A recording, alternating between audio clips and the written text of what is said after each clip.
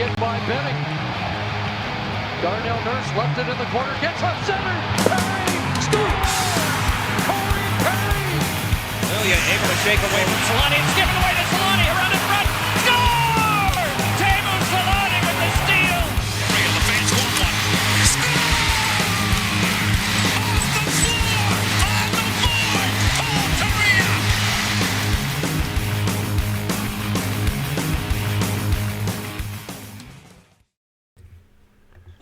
All right. We are here for the show everybody has been waiting for since the beginning of this season. Trevor Zegras made his NHL debut tonight. And the thing everybody's talking about isn't how he played or how the game went. It's how he was not used properly for good and bad reasons. We'll get into that a lot more because I think that's going to be primary topic for really after we break down the game here. But man, just going into this one, the hype was unbelievable, right? We've been waiting for this. The excitement was something that this team needed and this fan base needed to rally around a debut of a prospect, and we really haven't seen this type of hype, I guess, since Bobby Ryan and really since Paul Kariya, right? Like those are only the kind of the two moments when we've looked at like a Ducks prospect getting this much hype leading up to their debut. Yeah, I'd agree with that. I mean, around about noon or so, noon o'clock, I was kind of like, oh my gosh, Zegras is going to play today. This is going to be so much fun. Like, I haven't ever felt that way about someone coming in to actually play. I was actually genuinely, thrilled that he was going to step on the ice. And, like, literally, it's like, even if he didn't score, didn't get a point, I just wanted him to play well and the Ducks to hopefully have some energy in there. So, usually – I haven't felt that way in a very long time, so it was at least something new. Yeah, no, I'm the same way, man. I was jacked. Like, it was so exciting. Like, I think you guys both hit it right on the head. It's been a minute since there's been that kind of positive anticipation going into a game. Even at the beginning of the season, I think so many of us were really just kind of like, all right, well, let's see how it goes. Here comes another year of Ducks hockey. Maybe it'll be all right, but this is just raw joy, man. It was just exciting. So I was super happy to drive a little too fast to get home and throw the game on. So yeah, it's just one of those moments where this is going to be a tough season. They're now 6-10-3, so fairly close to your prediction, Steven, on the season. Where you said after 20 games, you said they'd be 6-10-4, so potentially an overtime loss coming in the next game, and you nailed it on the head. But these are the moments you wait for. Like, I don't know if we'll see Jamie Drysdale get in at all this season, but if we do, it'll be a similar type moment, right? Like these are the types of games you wait for, and luckily, I guess, for Ducks fans, a shortened 56-game season this year that we don't have to suffer through this for 82. But let's get into kind of how the lineup shaped up, and we'll go through the breakdown here, and then obviously we'll get into the heavy talk about Trevor Zegras, Dallas Eakins, Bob Murray, and all that. So obviously, as we said, Zegras making his debut playing with Sam Steele and Jakob Silfverberg. Max Jones still draws back in, plays with Ryan Getzlaf and Troy Terry. The third line still remains the most consistent line, and the line that stays the same for the Ducks, and that's Comtois, Lindstrom, and Raquel. And surprisingly, David Backes is scratched for Derek Grant to draw back into the familiar fourth line of Delorier, Grant, and Rowney. Mahura's still in for Hampus Lindholm, who's out injured. Other than that, the defense stays the same, and Danton Heinen is the one who came out of the lineup for Trevor Zegras tonight, which was a bit of a surprising scratch because I don't think he's been necessarily bad this year. But when you look at that lineup, I mean, obviously Zegras drawing in I guess you can call it second line, the way the Ducks are promoting it is nice to see. And I think, Max Jones, obviously now looking at the way he played in this game, I think he's starting to kind of earn that spot on that top line with Getzlaf and Terry. Yeah, go ahead, Steve. I was going to say, I think what we're starting to get an idea of with Max Jones, at least, is, he seems to kind of play to the line that they put him on. When he plays lower in the lineup, he forechecks, he plays big body, he tries things every now and then. But when he's playing higher up a lineup with more skilled players, he kind of knows what his job is, which is to get to the front of the net, be big, be a pain in the ass, and see if he can get those kind of dirty goals like he got tonight on the power play. I think,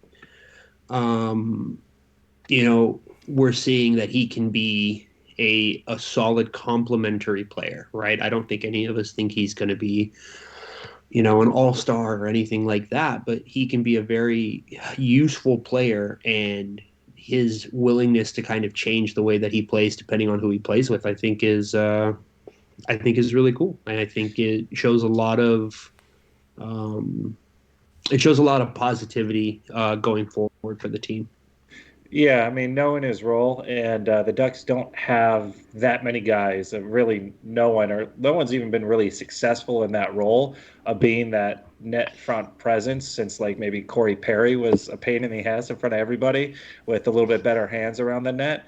So, for a long time it seemed like we weren't quite sure what Max Jones was going to do or how he was going to turn out or what kind of player he was. But I feel like he's got that niche where he can be in front of the net, be a pain, take a cross check, give a cross check, and then hopefully find a goal and or find the puck, try and put it in, and hopefully some puck luck continues with him.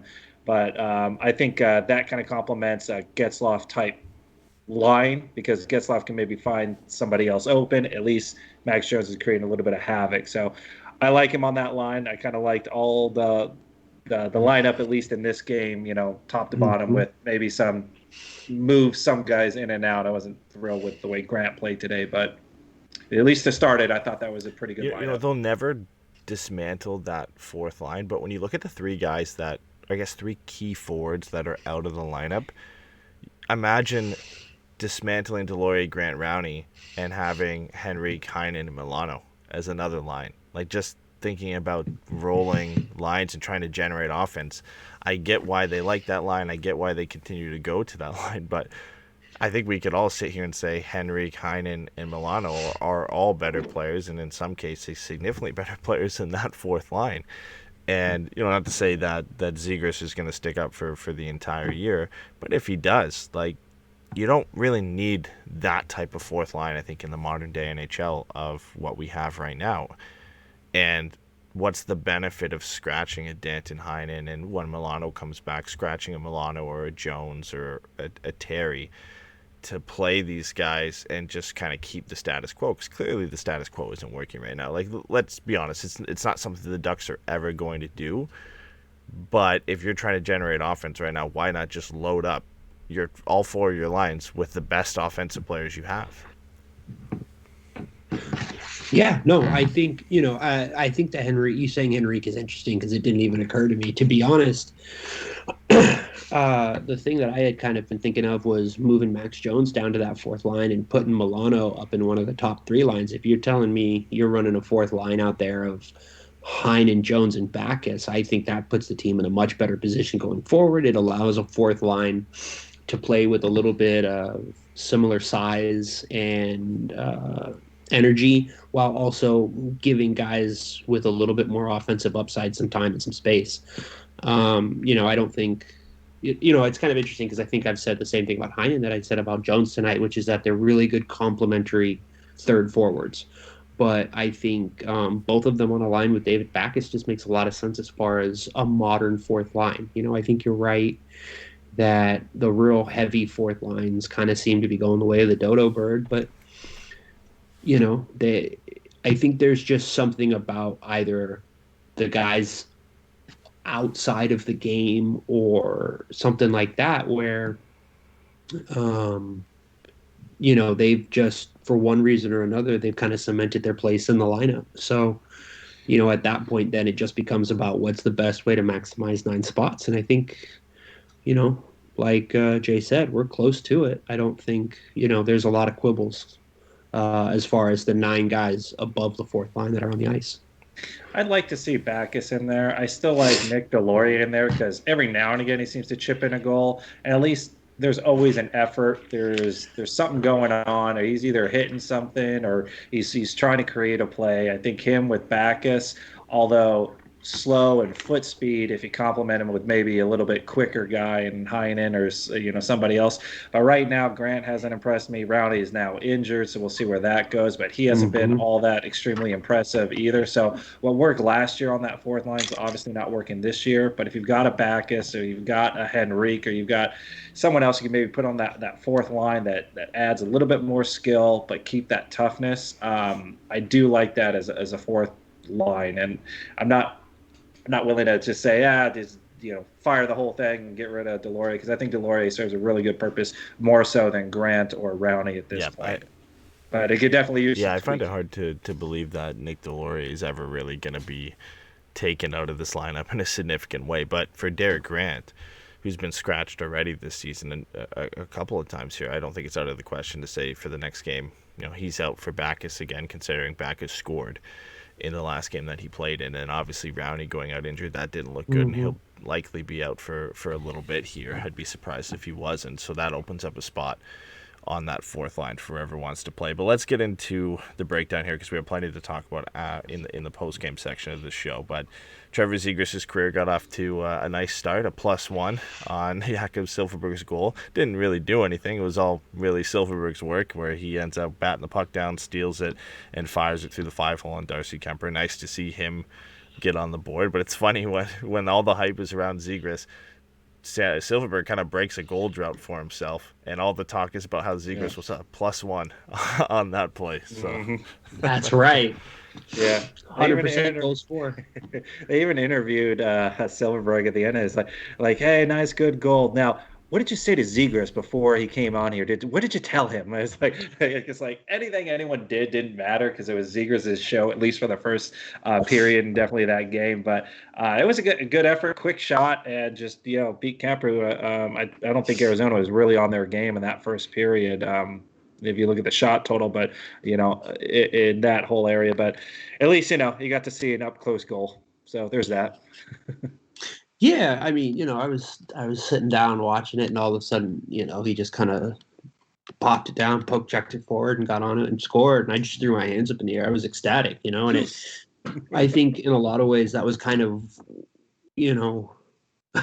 ironically, it was kind of one of those things that I looked at as a positive sign for the rest of the game, because those are the kind of games, those are the kind of goals that when you can get early in a game that kind of help players calm down and kind of find their feet a little bit. And with the energy that we saw the team had with Zegras coming into the lineup, and I think a lot of these guys, especially early, really wanted to make a good impression. I think there's been a lot of talk around the team as far as, obviously, nobody at this point is safe. So I think that kind of messy kind of goal like that and that energy was really nice to see. Having Zegras on the ice for it was a little bit of a bonus. A couple people in the chat are pointing out that he kind of creates space for him, and I think that's fair. But I also think, just more than anything, just having someone like Silfverberg get on the board early when he's going to be spending, his night with Zegras is just a big positive. Yeah. And a positive for the Ducks. I mean, he's supposed to be one of their kind of premier goal scorers, along with Rickard Rakell, and both of them haven't been great this year. Obviously, Rakell's been relatively unlucky, but at some point, it's a combination of both luck and him just not firing on all cylinders at some point. And the same could be said for Silfverberg. So it was nice to see him get on the board. After that, good pressure from the Rakell line. I thought they looked pretty solid in the first. He got a nice shot off on Kemper that he just got a piece of. Brassard broke in alone and got went for the old school slap shot on the breakaway that John Gibson got enough of and stopped that one. Lundestrom broke in on a 2-on-1 with Rakell, lost the handle. Would have been nice to see him kind of get another point on the board here, because I thought he's looked good. And then after that, this is where all kind of the craziness ensued. A penalty for Pitlick on delay of game. Yarmulson goes off for a tripping penalty. It's a 5-on-3. Trevor Zegras almost gets his first NHL point off a great pass through a tight seam to Rickard Rakell, who doesn't get really all of Zegras' pass. I think he was a bit surprised, honestly, that he was able to get it to him. And it's just a kind of off the heel of his stick, flat along the ice, and hits Kemper's pad pretty much more than anything. It is a good save and a good positional save. But if Rakell gets that off the ice and gets a little bit more on that, he has a wide open net to shoot that at. And this is Yeah. what you want from Zegras, Okay. especially on the power play. That's one you got to bury. And again, that's where you kind of take that luck versus really not firing on all cylinders argument and apply it to Rickard Rakell. Yeah. Yeah, and at the same point, I mean, Zegras with those passes, I mean, what's great about it is not only can he see those seams that most people can't, he knows at what speed that puck needs to go. So he's got such a feel for when it needs to happen and how quickly or how slowly those passes need to happen. And it tends to surprise people, especially how quickly he's able to just whip a pass through there. And I think that was kind of it. Like I think it went through like everybody, and then all of a sudden Raquel just saw it the last half, like 6 feet before it got to him, and it was zipped to him, and he tried to just, slam it at him. And give Kemper a little bit of credit because he actually got over pretty quickly to take that part away. But that quickness and that lack of hesitation from Zegras was just so much fun to watch. And if that can happen all the time, like 5-on-5, it won't happen all the time. But if it could on 5-on-5, you start seeing more of that happen. That's what I'm really looking forward to. But that's where you got to see his skill in passing and the timing and the vision of it.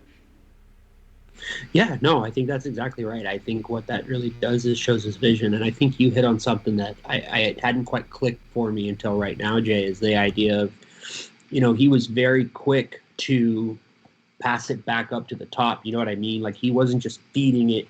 He wasn't doing the same thing every time. He was trying to find moments within the flow of the power play to allow him to kind of exploit that elite passing that he has. And, like you said, like, I definitely think some of those passes caught guys off surprise, because the reality is there aren't a lot of guys make passes like that to begin with. And as much as Getzey is capable of them, I do think, there's been a little bit of a kind of a subdued style of play for him on the power play these last couple of years. I think, there definitely is something a little mental to that power play getting a little stagnant. And so I think, you bring in someone like Zegras, who's got another who's got another little bit of that offensive upside and that creativity and that excitement to his game, and it allows him, to find some of those passes. I mean, for me, that was the thing that stood out right away, is just how fearless he was at whipping those passes. Some of them hit skates, some of them hit sticks, some of them went right through everybody. But what he did was he kept his head up, and he was looking for guys. He was trying to catch, that box starting to break down a little bit. And when he thought he had a win, he just went for it. And I think that's such a huge thing. And I think that really kind of highlights a lot of the differences between him and the other group of young forwards that we have is there's not quite that swagger and that fearlessness about their play. They're a little bit more reserved. They understand their limitations a little bit more. Whereas Zegras, they were just like, yeah, it's you on the power play. Just kind of go for it. And he was like, great. And he just went for it. And I just think that was great. I think that was a lot of fun. And, we'll get into more of the nonsense later. But, like, I just think for a first period, it was a lot of fun to just see him out there just playing. Yeah, it looked like it was in his element. Like, he was just comfortable where he was, or where they put him. Yeah, so. Just a pure confidence in your abilities, right? Like, we've seen this from Trevor Zegras before. I think one of the plays that demonstrates that the best was in the World Junior Championships this year. On one of his goals, he tried to kind of scoop it high, short side on a netminder. I don't remember what team they were playing. He ends up just missing it. Gets the rebound behind the net, skates all the way around to the other side of the ice, right where he tried it again, does the same move and scores, right? Like, it's clearly a guy who, if he sees an opening or he knows that he can get the puck where he wants or anything like that, he'll keep trying until he does it eventually, because he knows he has the skill set to do so. Let's move on to the Jones goal here on the power play. A one-timer from Maxime Comtois. Doesn't really stick to Darcy Kemper, and Max Jones does what he does best. He's in front of the net, digs out the loose puck, and pots it in, and gets cross-checked from behind by Oliver Ekman-Larsson, and then Kemper decides to manhandle him a bit. Huge scrum ensues. Ducks get another penalty or another power play out of it and resume the 5-on-3. But this is what you want from Max Jones, right? He's not going to score the prettiest goals, but you want a guy, especially a guy this size and of his skill set, because I think he does have the hands to operate in front of the net. This is the type of goal you like to see Max Jones scoring. I don't know, just like Kemper, it just keeps kind of just gliding away from the play. I've been there before where you just keep going like, no, stop moving, the puck's behind me. And Kemper, I don't think really kind of lost it because the goal happened. It's because Ekman Larsson was cross-checking Max Jones a whole bunch in front prior to this, and then he ends up getting the goal and gets another little cross-check, and then Max Jones steps up and just starts talking crap on Ekman Larsson, who's on the ground, and Kemper, I don't know, he was just there hearing it, didn't like it, and that's where the whole thing was. But the best part of that thing was Getzlaf coming over and just bowling over Kemper. It just like dropped him, and all Kemper could do was grab Troy Terry and try and argue with him. But no, it was good. Max Jones, that's what he's got to do the whole time. I mean, like, he's just, I feel like he could score, but once again, the more he gets these happening, the more I feel like he'll get some of those other chances. Right now, he's got to work with what's going to work for him, and that's being in front of the net, being that the only player we've got to be able to kind of do this sort of damage. Take the cross checks,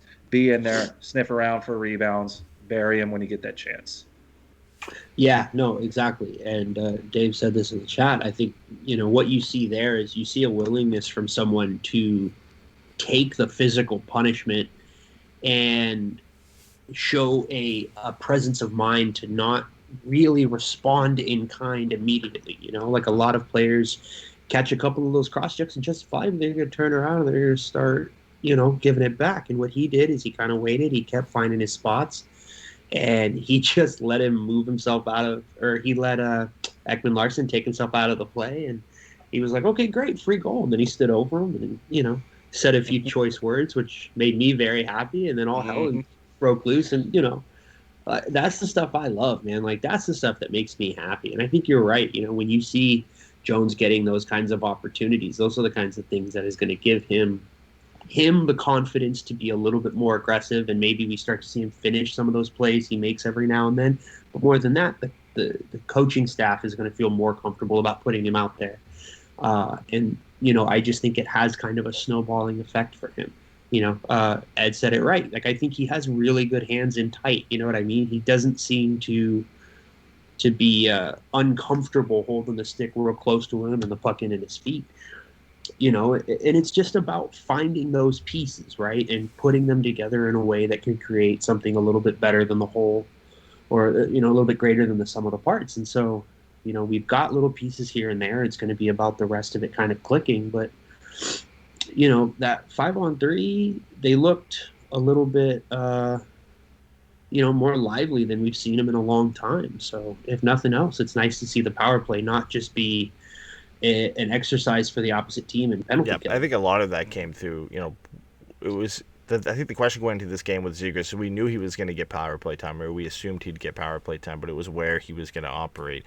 And in San Diego, he'd been operating on that kind of right circle side. And you expected that he would be kind of in that spot this game. And he was. And I think that's kind of the best place for him to operate. God. Oh. It got me too. Okay, there you go. Yeah, the mic. You got to the mic off, even though you do your screen.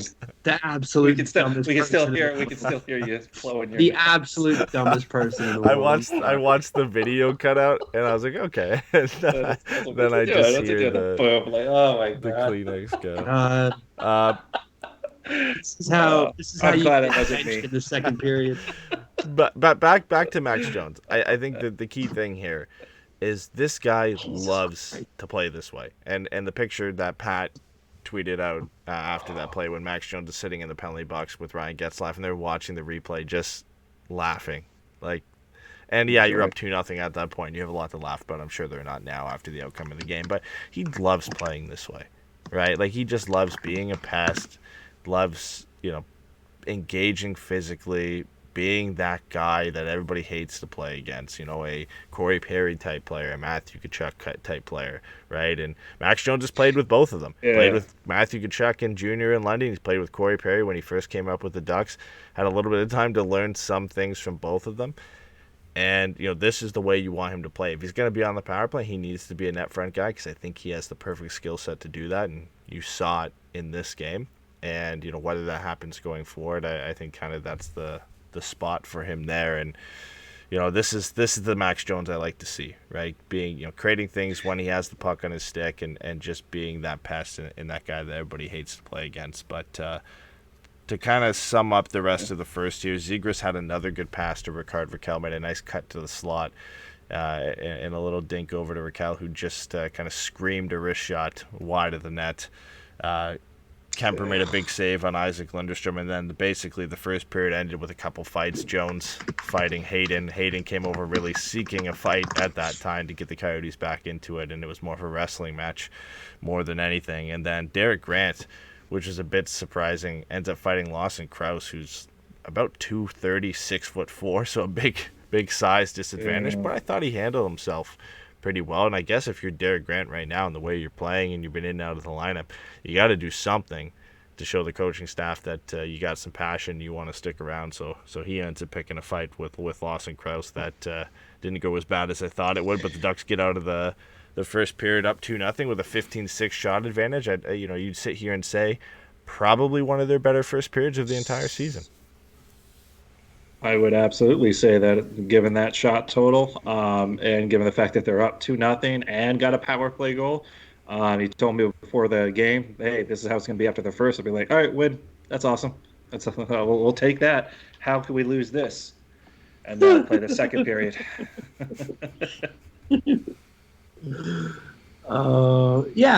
I think. Fuck it. I'm so thrown right now. You're getting roasted in the chat right now. Everyone roasted you. I just think, for me, the big thing was that 15-6. Like, I can't remember the last time we saw the Ducks so clearly dominate the shots. You know what I mean? It's just it was phenomenal. I think they played with some good energy. They played a little bit more attacking than we've seen them play in a while, and they capitalized on the power play, which again is something we didn't think they really had in them. So it was nice to see. Yeah, and I think they rattled Arizona because, I mean, those two fights, towards the end there, Max Jones had to kind of get into that little scuffle, which was like almost nothing. It was like nothing was going on, but the guy just went and cross-checked him, and then all of a sudden it became a fight. And then shortly thereafter, Derek Grant is fighting. And, they were getting pissed. They were getting outplayed, and the Ducks looked good, and Arizona didn't in that first period. So not only were they getting those shots, they were outplaying their opponent handily through almost all of that first period. Yeah, and then you move into the second here, and the Ducks got... And yeah, you got to move into the second, and then everything kind of goes out the window, but not early because the Ducks do get on the board, and Cam Fowler gets a goal, I guess a much-needed goal for him. Would have almost been a power play goal, but it was just seconds after the power play expired, so we'll half count that as a power play goal in terms of a mental thing for the Ducks, because I thought they set up well and looked decent in the kind of the tail end of that power play. So nice to see him get back on the board there, but then, like you said, everything falls apart here. Lundestrom gets a elbowing penalty, which I guess the way, they thought it was elbowing at first. They initially assessed him a major. They went back and looked at it and gave him a minor for elbowing. Apparently, after you already call it elbowing, you can't change it. So I guess at the end they made the right decision. They couldn't change it to interference or roughing or whatever they wanted to make it. So in the end, they couldn't just take it off the board. Just take it off the board. If you run face first into the glass, you do not give Windex a 2-minute penalty. The stupidest thing I have ever seen. In real time, you could tell that wasn't an elbowing penalty. Yeah.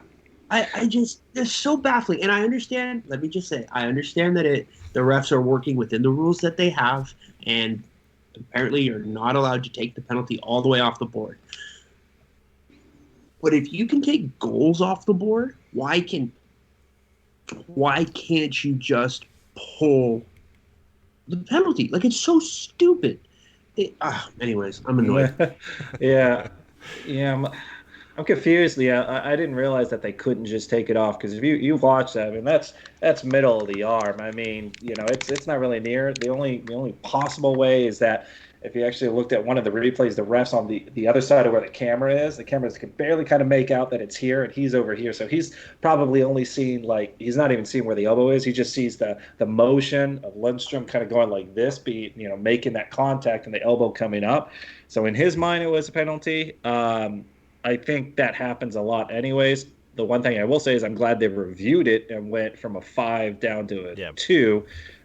Even with him being cut, they were worried maybe it would be a double minor because he was cut, but then they were able to really review it and realize there's a shield that hit him, and they probably go like, it really wasn't a penalty, but if we're going to review every single penalty we call, then this might take a while. And so I think they're probably just like, all right, listen, something was called, and it's just not as bad as we thought it was. One of my favorite things about these games that have a lot of penalties and some borderline penalties is the broadcast team for the Ducks immediately just turns on the jets for these guys are diving. Like there was some diving, if you want to call it that, not egregious diving like Nazem Kadri type diving, but taking advantage of poor stick position from Ducks players. Keller was called out multiple times in the broadcast. Yeah. Connor Garland was called out multiple times. Fisher was called out multiple times on the broadcast for that.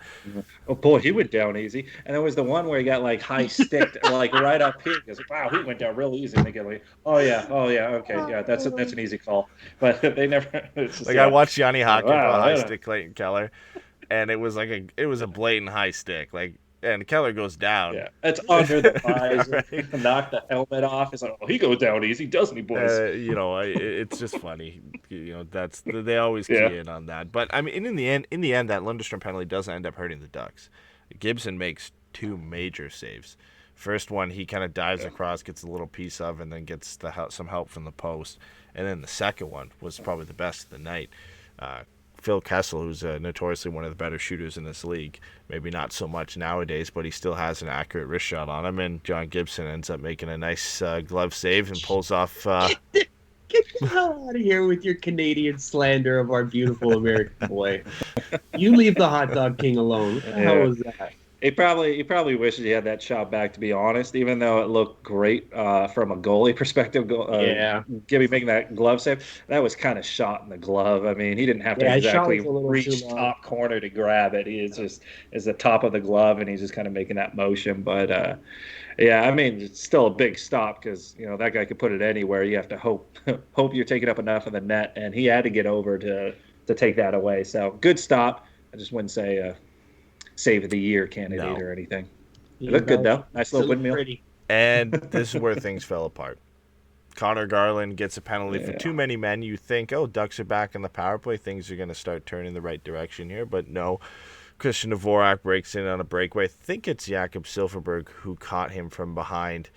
Honestly, a bit of a weak call. I think it's still a penalty shot.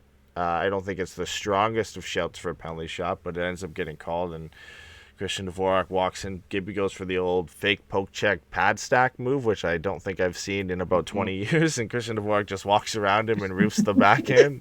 Well, you haven't seen my hockey games then, because I pull that out once or twice. Sorry, I don't think I've seen that outside of beer league in the last 20 years. Interesting take for John Gibson on that one, but Christian Dvorak waits him out, ends up putting the backhander in the net. Minutes later, Derek Grant gets stripped on the puck from behind the net. Garland again feeds Brassard to cut the lead to 1. And then Jacob Chychrun breaks in on a breakaway, mishandles the puck. Doesn't matter, he falls on his ass and it hits his skate and goes into the back of the net, and all of a sudden we've got a tie game. That's the Max Jones goal we need to see more often. Fall on your ass, kick it in, and just hopefully you're the home team. All right, Jay, you wanted it. Let's go. Let you go off on that penalty shot, man. Oh, okay, yeah. I try to gloss over it, but as one who practices that pad stacked from that exact type of position, where I think Gibby maybe goes wrong here a little bit, is that he's doing it against a left-handed shooter, and when you put that poke check out into the middle, it works much better if he's right-handed and he's already kind of committed on his side, because at that point, all he's got is to try to lift it over your pads.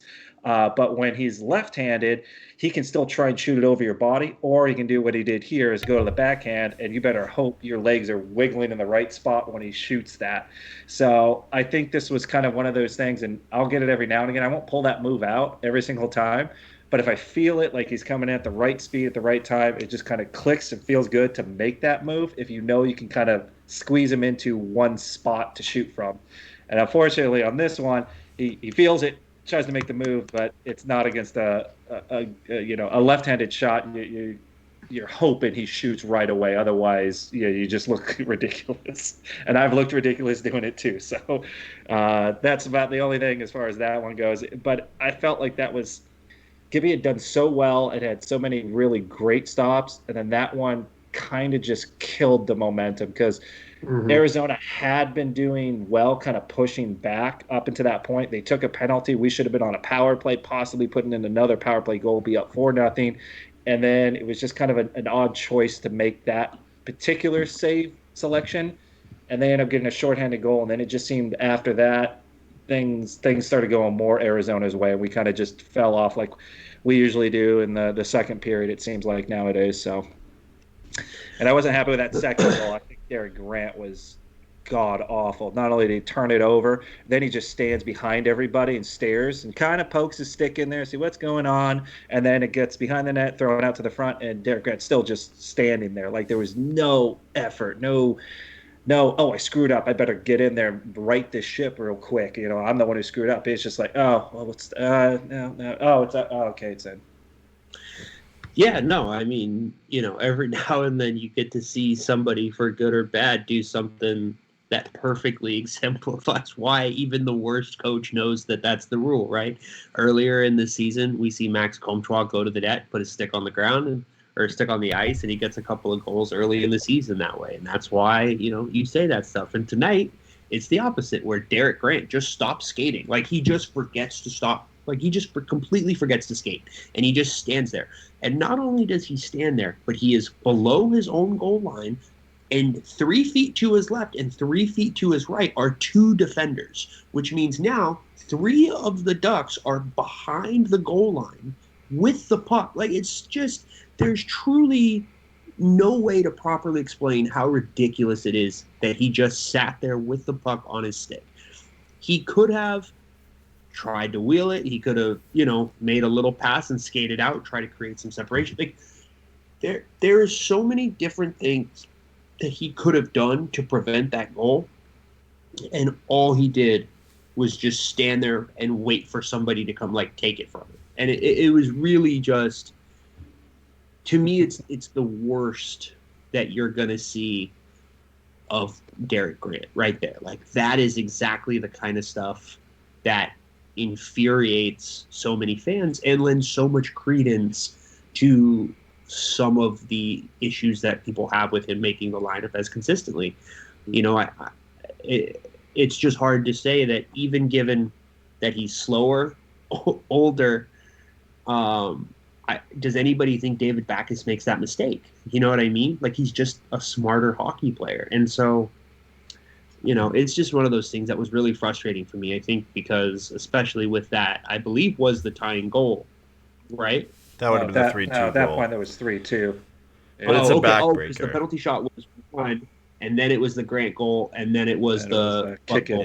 Yeah, buck goal. But I just think, is it 3 goals in under 4 minutes, just like that? Like, it just takes the energy out of you. And they're all tough plays, like a penalty shot, and then a bad turnover by Grant that we've already talked about. A little bit of a bad play, as much as I love the kid, but a bit of a bad read by Josh Mahura. He gets kind of caught doing a Cam Fowler on that play, a bit of a pirouette Flamingo. To turn around and realize that Brassard, his man, was behind him, and he didn't end up catching him. And then Jacob Chikrin's goal, which I think is a good goal at the end of the day. There's not much you can do there. It's just very unlucky that he loses the handle, falls, and ends up hitting his skate and going in. And I know I just saw some quotes from post-game interviews from Dallas Eakins that both Eakins and Gibson believed it was a good goal, which is why they didn't challenge it, which makes sense. At that point, you challenge it.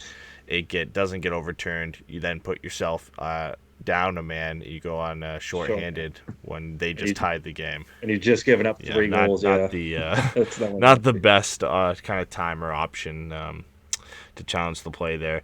Ducks get outshot. I believe it was 16-7. 16-7 in the second period, which is just a complete flip the script from the first period, where they had the significant shot advantage. And I guess we'll just sum up the third this way. Obviously, Christian Dvorak ends up scoring on a power play after a Terry hooking penalty off a Jacob Chychrun point shot, and that pretty much locked down the game for the Ducks there. They got a couple good chances with the net pulled. The biggest one, of course, coming from Trevor Zegras, who ends up getting a nice slot shot off, but it hits Darcy Kemper in the shoulder, and he fights it off and keeps it out. But ultimately, Ducks blow a 3-0 lead, fall 4-3 to the Coyotes in Trevor Zegras' debut, and this allows us to now break down Trevor Zegras' debut in full. So he ends up playing 13-13 on the night, 5th lowest ice time on the team. What number does he want to wear eventually? Well, yeah. Number 13. Yeah. There he is. It was He's they so knew what they smart. wanted to do from the beginning. He only could play 13-13 tonight, so they were managing his ice time. He was on a pitch count. But he plays the 5th lowest ice time on the team, and I'm honestly not super disappointed with the full total number. Like 13-13, like I was expecting him to play around 14 or 15 minutes tonight, so I'm not too mad with the total ice time here. It's just the usage at certain times in this game where he was kind of benched for most of 5v5 play in the second period, only played 3 shifts total.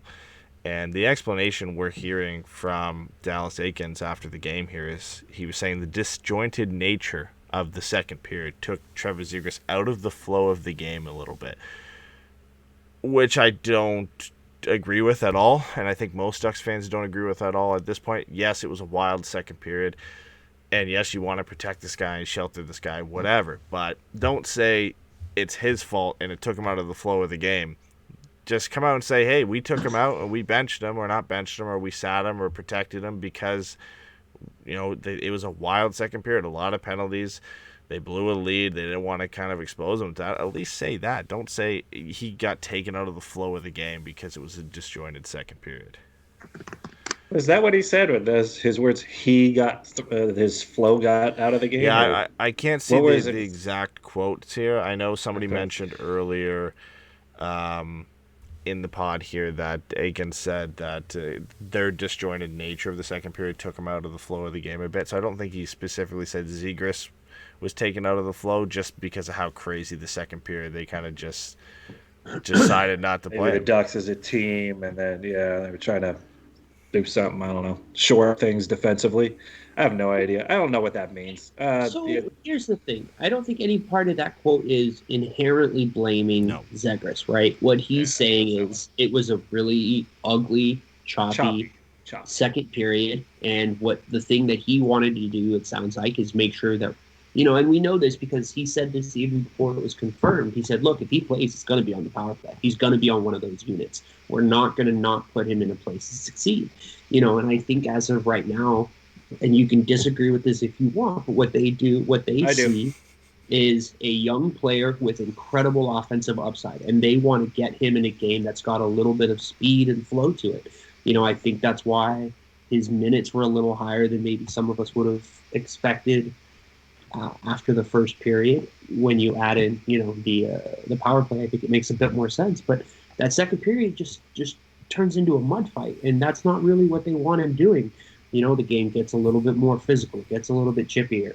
He's what, 19, 170 pounds? Like, he's a kid still, man. Like, I don't think that, I think you can quibble with it to a degree, but I don't think the idea that, they are trying to make sure that they are putting him as in positions to succeed early is a bad thing.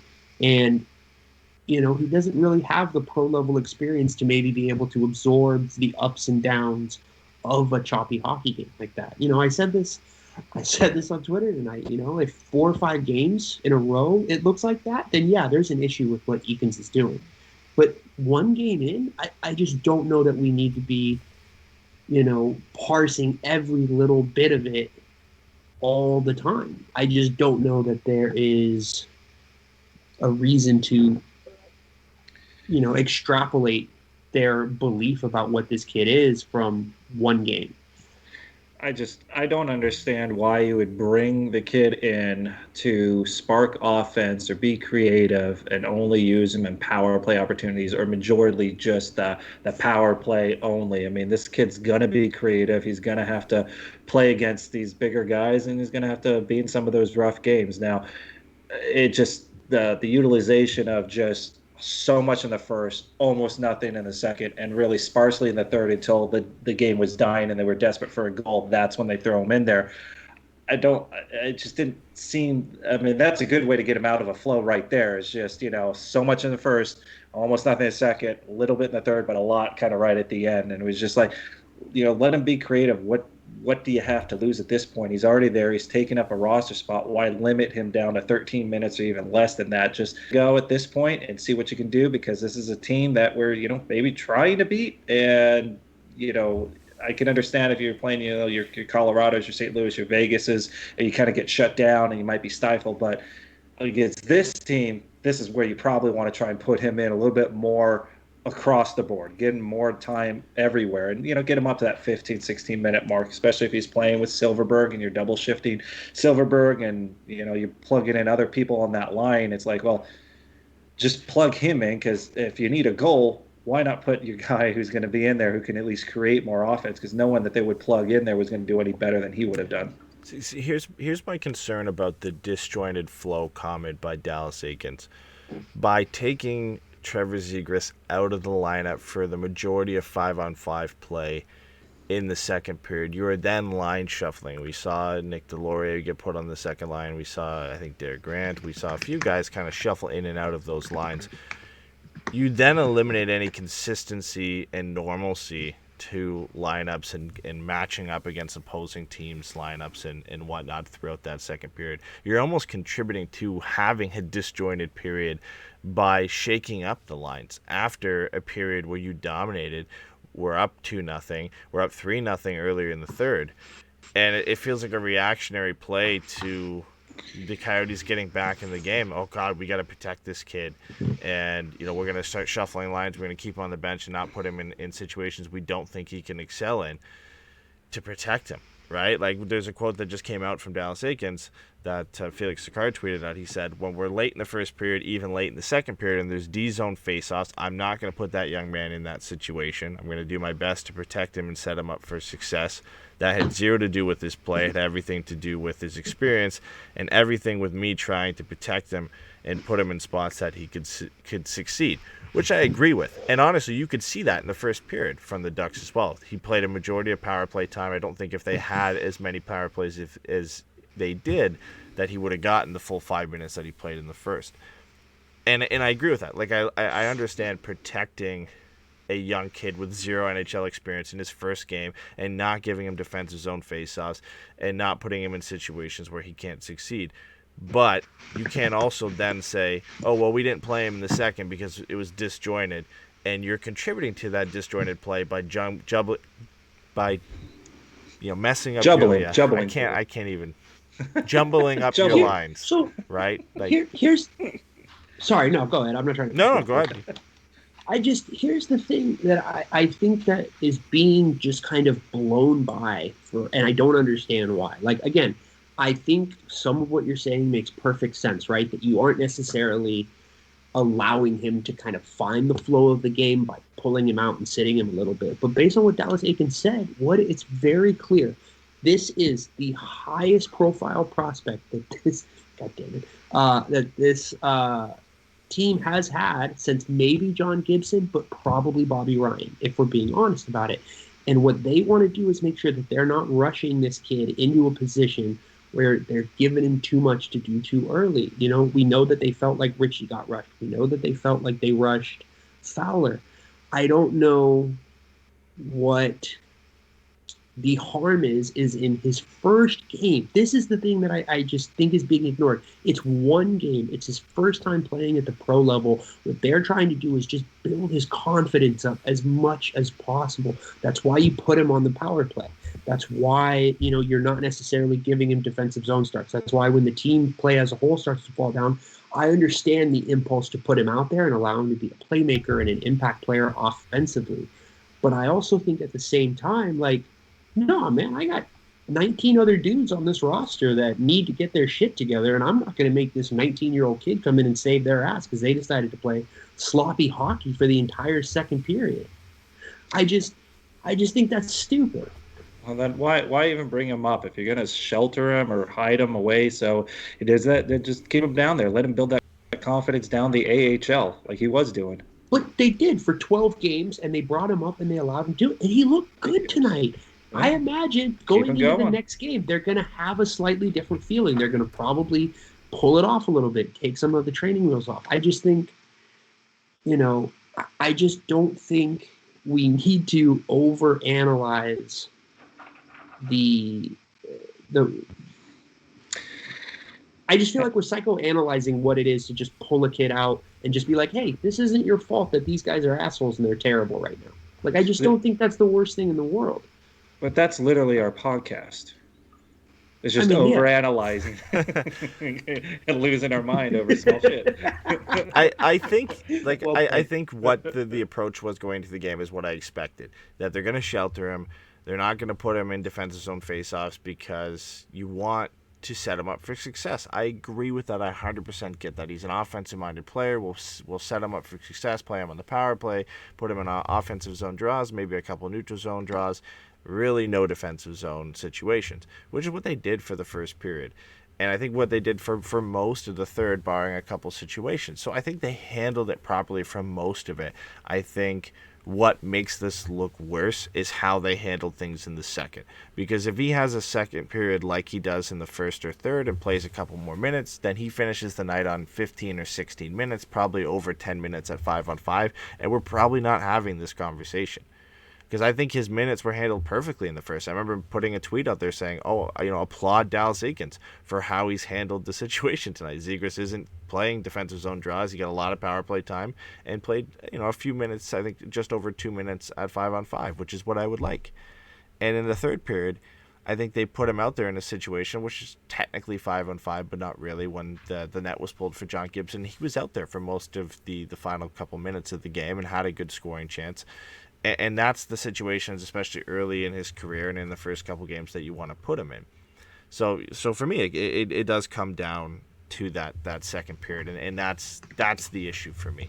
That kind of separation from the game plan, and saying it's because it was a disjointed period or whatever is just not a good enough excuse for me why you don't want to put the kid out there, especially he just came off playing a good first period and then came back and played a good period at following that up.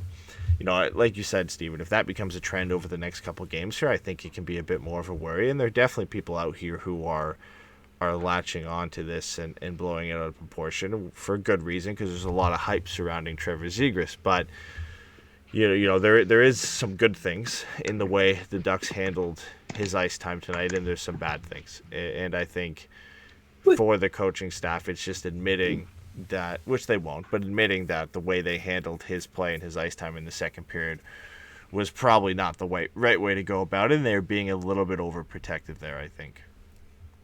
But is that okay? So here's my thing, right? You hit it on the head for me, which is the first and third period looked like one thing, the second period looked like a different thing. But the second period also was a very different type of hockey than the first and third one was. I understand on the third one, and then the third period, they're trying to come back. And again, I understand the quibbles that you can have with him as far as with Eakins, as far as the way that he do it. And I think there are justifiable criticisms to be made. I would have loved to see him out there more in the second period. I really would have. I think he could have been a boost, maybe help stop some of the bleeding a little bit. But I also think that to say that Eakins deserves to be fired because Zegras played 2 or 3 minutes in the second period is ridiculous. There are plenty of reasons at this point that I think you can bring up for why Eakins maybe needs to go. But I don't think that looking at his use of Zegras in the second period is justifiable. How about the game as a whole? As far as blowing a 3-goal lead, that is more impactful, I think, on Dallas Eakins, and if you want to fire him, then not playing Zegras more in the second period. I think most people are maybe saying fire, Eakins because of the whole Zegras thing.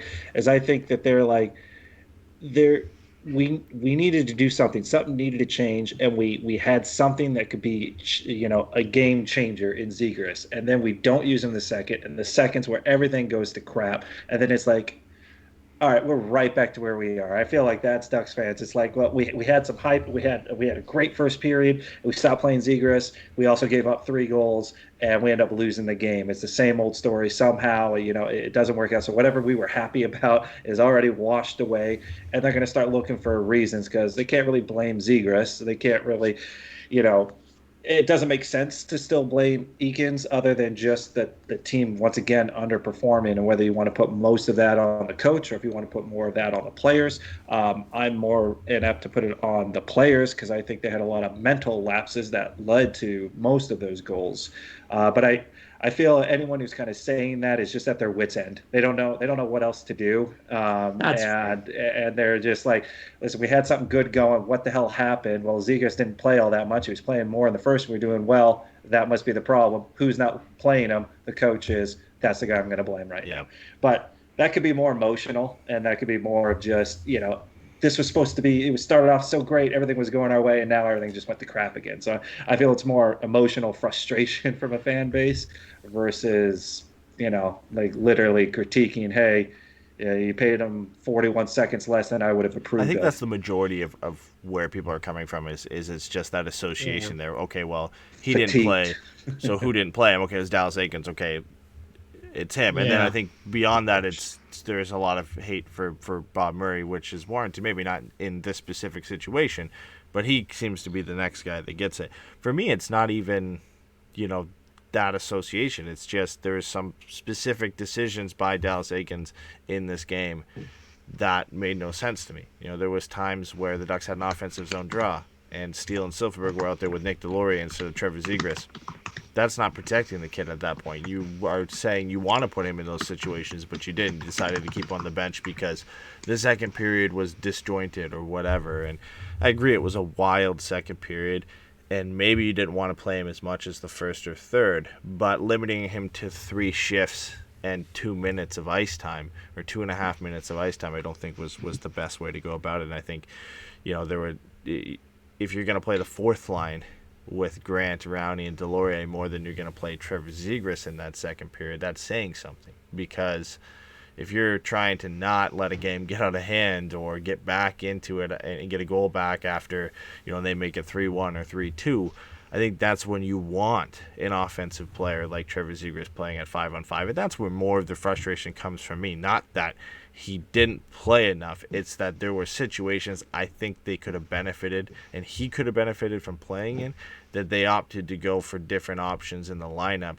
that just are not going to work. Like, what is the benefit of having Nick Deslauriers on that offensive zone draw with Steele and Silfverberg, where you could put Trevor Zegras out there? And if you want to take him off when they don't have zone time anymore and the puck goes back in the Ducks zone, take him off. But at least start him in that position if that's what you're going to preach and say, we want to get him in the best position for success. So, I mean, we'll see. Like, at the end of the day, he played 8:37 5-on-5, which was the fourth least next to the entire fourth line. So only Rowney, Grant, and Deslauriers played less, and Rowney missed the entire third period. So he was at the dead bottom part of that pile there. 25% almost of that 5-on-5 play came in the final minutes with John Gibson pulled. Zegras led the Ducks with an 85.71 Corsi for percentage and was the only Ducks forward not on the ice for a scoring chance again. So he had a good debut, all things considered. Probably could have had a couple assists if Rickard Rakell could put the puck in the back of the net right now. And again, maybe whether this conversation would have gotten ramped up or been diffused with Zegras getting a couple points tonight, we will never know.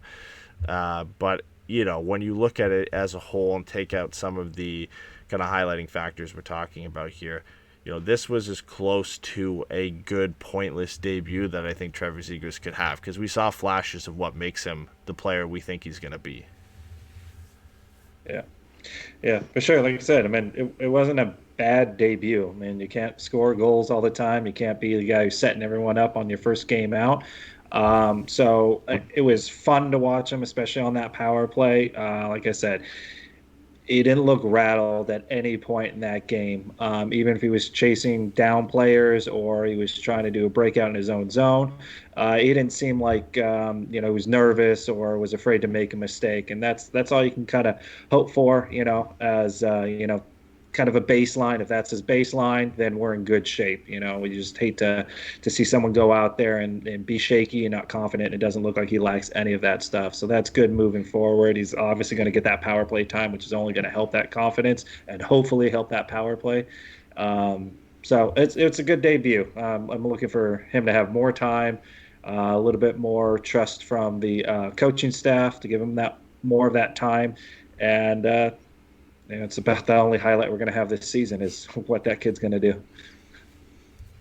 Yeah, no, I think a lot of the points that you guys made as far as reasons to be concerned with the way that Eakins used the roster tonight are perfectly legitimate. I think for me, it did feel like the number of minutes had been the focal point, but I definitely agree, Eddy, with what you were saying about throw him out there for an offensive zone face-off, and the moment the puck crosses half ice, call him off. Like, that's fine. If that's what you want to do, that's fine. But allow him the opportunity to kind of generate a little bit more of that offensive zone time, Like Jay said, he didn't look rattled at all tonight, He got the one hit early. He seemed to kind of diffuse that hit pretty well, to be honest. I didn't feel like Chalmerson got all of them. So I think, he was utilized a little bit poorly in some senses, but I don't know. I think I'm just naturally really conservative with young players. And so for me, it's just one of those things where, I think what we saw from him tonight is a lot of reasons to be excited. And what we saw from everybody else was the reasons why he's up in the roster in the first place. The rest of the team just, looked a little flat. I think, I will say, again, it's crazy how much talent he has. I think, walking away from this, just seeing the kind of potential that he has to probably be a franchise player is really exciting. So we got a question on our hands here now with the Ducks playing the Coyotes again on Wednesday for their next game. The Gulls return to action on Wednesday. Is Trevor Zegras in the lineup for the Ducks on Wednesday against the Coyotes, or is he in the lineup for the Gulls at that point, right? Like, I think based off his play, and you call them up, I don't think this was a one-game stint type thing. I don't think so. And I would hope that he's in the lineup based on his play. Like, he was one of the best forwards on the ice tonight, I think, when it comes to creating chances and potentially. Could have had 2 assists, probably could have had 2 goals himself, right? Like, that's what you want from any Ducks player right now. It's just the ability and the want to generate offense and to put the puck in the back of the net. I would hope he's in there for the Ducks on Wednesday because I think he deserves another shot. Yeah, I can't imagine he's not. And I just really haven't seen him ever have a bad game. Even if he doesn't put points on the boards, he still has a good game. And if he's creating those chances, whether for himself or teammates, you can't just go back to burying that in the AHL so the Gulls look good. I mean, make it on this team and keep that ball rolling. I mean, it doesn't send the right message. Hey, you look great, but we really want to protect you now. So go back to Anaheim. Tell your family thanks for coming out for this one game. But we'd rather have you with the Gulls right now. I feel like he showed no nerves. It wasn't a bad game from him at any point, and so I feel like if he's going to have a good game every time, put him back in there. I mean, what can go wrong at this point, Yeah, the Ducks have a long layoff too, right? They play Coyotes today. They put the Coyotes on Wednesday, and that game that was supposed to be on Thursday against Vegas is now postponed. So their next game after Wednesday is Vegas on Saturday. I think he gets in on Wednesday. I think the decision and the interesting thing will come after that, right? And whether, I don't know off the top of my head here how many games do the Gulls play after Wednesday between Wednesday and Saturday. But it could be an instance where it sends the fan base into a frenzy here, where Zegras plays for the Ducks on Wednesday, gets sent down to San Diego to maybe play a couple of games there before their game against Vegas, and he gets called back up for Saturday. That's something I could see. That if he was going to get sent down, it could be for something like that, rather than him just getting sent down for the purpose of staying there for the rest of the year for a prolonged period of time. But even if that was to happen, that initial send down to San Diego is going to just send Ducks Twitter and the Ducks fan base into a frenzy. Sure would be good if they helped explain why they do the things they do, but it's always radio silence. It's always like, we're doing this, but they're not going to really give you a reason. You can form your own conclusions. And they go, I don't know why the fan base is so upset at us. A little communication. Yeah. No, I honestly, if he does get sent down, I do hope it happens for Wednesday when I won't be on the show, so I don't have to listen to everybody implode. I'll just get to be miserable by myself. Yeah, just be off social media for that day. All right. Well, we did have a kind of another post-game show topic we wanted to get to. I'm thinking we potentially save this for Wednesday because I think it warrants more than like the 10 minutes that we be able to kind of get into it right now, and it's on Bob Murray and potentially a management change being needed, and some references to a great article that Eric Stevens put out where, Stephen, you mentioned to us earlier today that I don't think I've ever seen him be this critical of the Ducks management and the Ducks organization as a whole. Basically saying they need to reevaluate this franchise and who needs to be in charge from Henry Samueli down. Like, that is a big statement to make, where you're calling out ownership, you're calling out the hockey upside, you're calling out the coaching staff, and there's some great quotes from that article that I want to get into, but I think it warrants a bit more of a kind of heavy discussion into that. So we'll save that for Wednesday, and hopefully we'll be talking about another game for Trevor Zegras along the way. But other than that, any kind of last topics or any last kind of mentions from you guys before we close the show here? We don't have any fan questions? No, we didn't get any fan questions. Well, thanks for not participating, everybody. We had some left over from Sunday's show, but they were more of the big picture variety. Yeah. I'll ask a real quick question. It'll be on for, we'll get into more depth of it.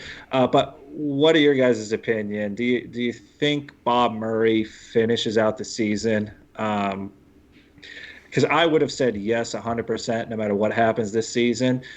But I'm really confused on if they're really going to continue to take this heat, management or ownership, or if they're just going to go, listen, the game plan is just through the rest of the season, we'll move on to the next one. He's definitely gone, but do you feel it's before the season ends?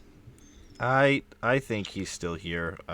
This is the last year of his contract, right? He's done after the expansion draft, presumably. So I can't imagine, he would get fired mid-season. But at some point here, if the Ducks continue to lose games, right, like, it's going to be a moment in time where you have to do something. And I don't think they want to fire Dallas Eakins yet. And I don't think even Bob Murray's last action before he goes is to fire another coach. And I don't think the ownership wants him to fire a coach to bring in another coach. Because if they're going to bring in another coach, I think they want a new general manager to make that decision on who that coaching staff is. Because Bob Murray can fire Dallas Eakins, and then the new GM comes in and says, I don't like the new guy that you brought in, and I have to get rid of him again, and that's a huge mess anyway. So if anybody is to get fired, I think it's now more likely that it's Bob Murray, but I still don't think that's a decision that they make this year. I think they just let him ride it out, and they know how the season's probably going to go this year, and whatever moves he makes to kind of right the ship is going to kind of set up the next GM, whoever that is, whether it's Martin Madden or whoever, for this kind of next wave of the Ducks franchise. Or Eddie Jones. His name's in there. My name's always in the ring. It's always there. It's Mike Fuda and Eddie Jones, the two names we always hear.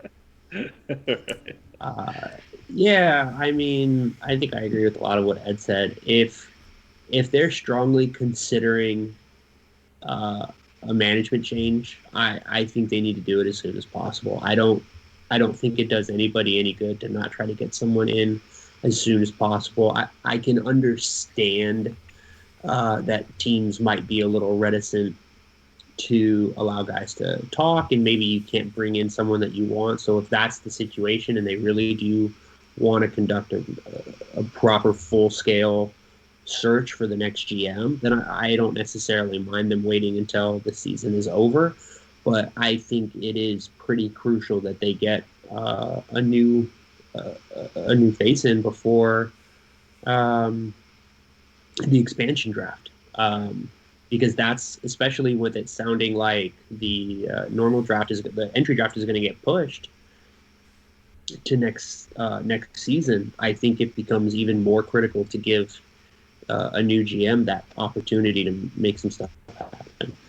Yeah, I feel like there'll be a critical point where they're gonna go, because you either have to do it earlier in the season, like mid-season, so that they have time to evaluate what they have. A new GM comes in, can evaluate what they've got before they get to that expansion draft. And once you get past kind of that tipping point, whether it's around the trade deadline or not, if you haven't made that move, then you just keep this guy in here to try and set up that next GM with, here it is, here's everything we've got. We worked all the way to this point. I'm handing over my baby to you, whether you're fired or resign or don't renew a contract.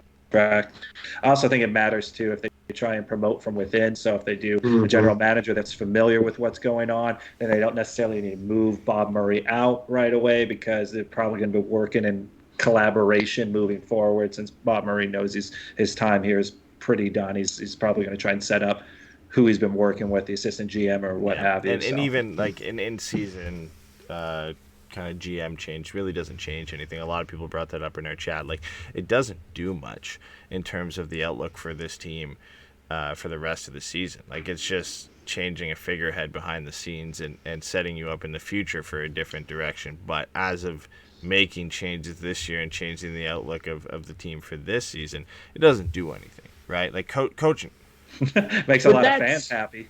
but that here's the thing I would say about that is, I don't think that can be the aim, right? You shouldn't be looking at this season as why you're changing GMs. What you should be looking at, let me say this, you shouldn't be thinking changing GMs saves this season. What you should be looking at is the way that this season has unfolded to this point, the way the last two seasons have unfolded, and going, this guy needs to be moved on from.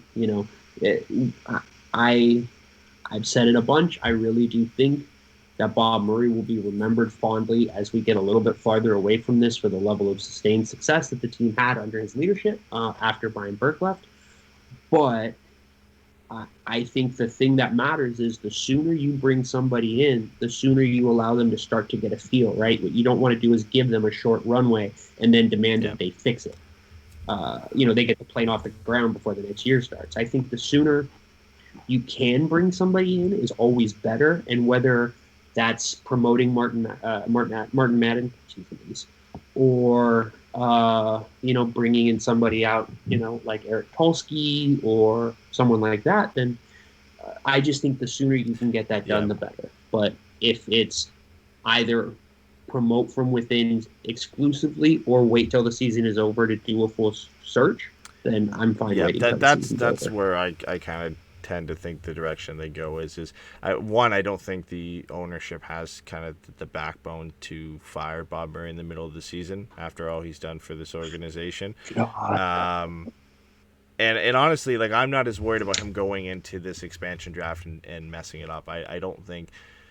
I think it's a bit more straightforward for the Ducks on who they protect and who they don't this year, and especially if they're able to move Adam Henrique, that kind of frees up a protection slot for them there. I think when they go into it, they are likely going to have to take the 8 skaters direction, because they have 4 defensemen that they're going to likely want to protect. They don't. That the organization thinks they want to protect. They do not have 4. We'll see how they approach that. And obviously, a bit closer, I think after the trade deadline, we're planning a show to kind of go into that expansion draft a bit more on what they're going to do. But I'm all on board for Just let his contract expire. Have an actual legitimate search for the general manager you want to take this team to the kind of the new era for the Ducks and make that decision in the offseason when you have some more guys available. You're not going to be able to – teams aren't going to allow you to interview their AGMs or whoever in the middle of a season. You know, if you want an Eric Tulsky or somebody else, you're going to have to do that in the offseason. So I think that's where we see it. We'll wrap it up with this question from Dave because I know he's been begging for us to answer it. I didn't want to ask it because then I ruined the question here. But you saw it in the chat, Steven, so now you need to answer his question here. He wants you to, yeah. The word is zebras. Zebras. But I will say, every time that I've heard someone with an African accent say it, they do say zebras, and it sounds a lot better. But I also Zebras. checked. I don't know what the question is. He wanted feel like him to Mohawks pronounce would say zebras zebras. on air because Steven is known for pronouncing Trevor Zegras as Trevor Zegras. Oh. Well, which is it? Zegras? Or I Zegras? believe it's Zegras. I'm almost Doesn't 100%. matter.